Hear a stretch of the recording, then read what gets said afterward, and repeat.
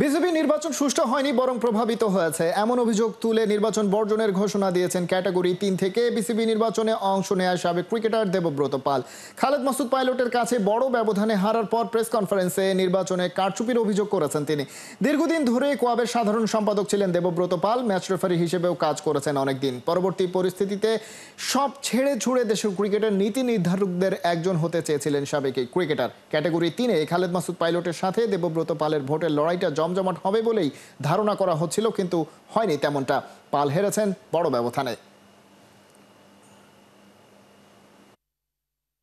আপনারা দেখেন সাবেক ক্রিকেটার কারা এসেছে, সাবেক ক্রিকেটার কারা এসেছে। আমাদের একজন ক্রিকেটার কিন্তু একটা ফিক্সিং এর কথা বলেছিলেন, নির্বাচন ফিক্সিং।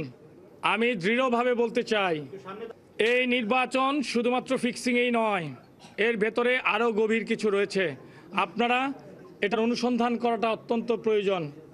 আপনি যদি দেখেন ক্রিকেটার হিসেবে কারা এসেছে, আমরা চাই 15 জন কাউন্সিলর কারা হবে দেশ বরেণ্য ক্রিকেটার। যারা কাউন্সিলর হয়েছেন তারা অবশ্যই জাতীয় দলের খেলোয়াড়, তাদের প্রতি অবশ্যই সম্মান রয়েছেন।